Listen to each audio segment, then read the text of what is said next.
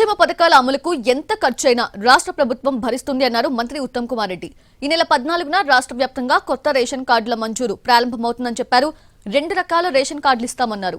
కాళేశ్వరం ప్రాజెక్టులో అక్రమాలపై justice PC Ghosh commission ఎలాంటి report ఇచ్చినా రాష్ట్ర ప్రభుత్వం స్వాగతిస్తుంది అంటున్న ఉత్తమ్ కుమార్ రెడ్డితో మా ప్రతినిధి Vijay Bhaskar face to face ఇప్పుడు చూద్దాం.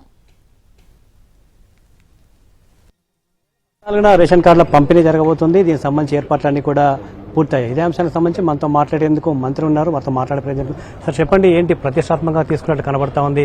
14 నాడు ఏం కార్యక్రమం జరగబోతుంది? ఎంత అట్టహాసంగా నిర్వహించబోతున్నారు? ఇది తిరుమలగిరి మండల కేంద్రం, తుంగతుర్తి నియోజకవర్గం, సూర్యాపేట జిల్లా. ఈ గ్రౌండ్ నుంచి ఒక భారీ బహిరంగ సభలో గౌరవ ముఖ్యమంత్రి రేవంత్ రెడ్డి గారు రాష్ట్ర వ్యాప్తంగా state wide launch of ration cards ఈ సభ నుంచి చేయబోతున్నారు. నేను చాలా సంతోషిస్తున్నాను.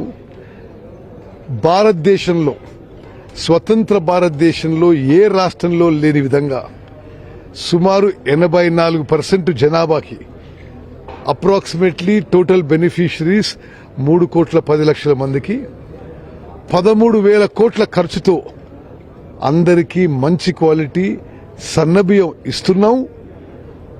అర్హత ఉన్న వాళ్ళందరికీ కూడా రేషన్ కార్డులు ఇస్తాం. రేషన్ కార్డులు ఇచ్చే ప్రక్రియ ఒక నిరంతర ప్రక్రియగా ముందుకు పోతున్నాము. గతంలో 2 రకాల రేషన్ కార్డులు ఉండేవి. ఈసారి కూడా మీరు కొత్తగా దరఖాస్తులు తీసుకున్నప్పుడు అటువంటి ఇవ్వాలని ఒక ప్రతిపాదన కూడా వచ్చింది. దీనికి సంబంధించి ఎలాంటి ఆలోచన చేయబోతుంది? ఆ విషయంలో కూడా నిర్ణయం తీసుకోవడం జరిగింది.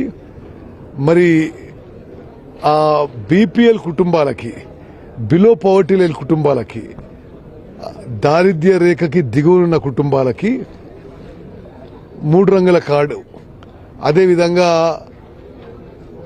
ఏపీఎల్ కుటుంబాలకి, అబోవ్ పవర్టీ లైన్ కుటుంబాలకి మరి వాళ్ళకి పచ్చ కార్డు ఇవ్వబోతున్నాము.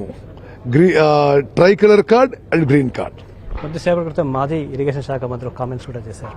ఘోష్ కమిటీకి సంబంధించి మీరు ప్రభుత్వం నుంచి సహకారం అందట్లేదు, ఎలాంటి డాక్యుమెంట్ కూడా ఇవ్వట్లేదు, తమకు అనుమానాలు ఉన్నాయని కూడా హరీష్ రావు చెప్పారు. మరోవైపు ప్రతిపక్ష పార్టీగా తాను అడిగిన డాక్యుమెంట్స్ జీఏడీ కానీ చీఫ్ సెక్రటరీ కానీ ఇవ్వలేదని ఒక కామెంట్ చేశారు. ఎలా చెప్పారు?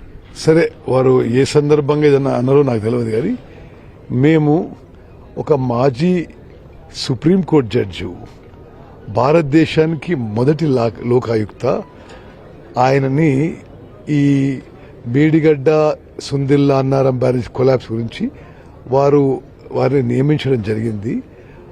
వారు పెద్ద న్యాయ నిపుణులు. Is a great jurist, one of the greatest judges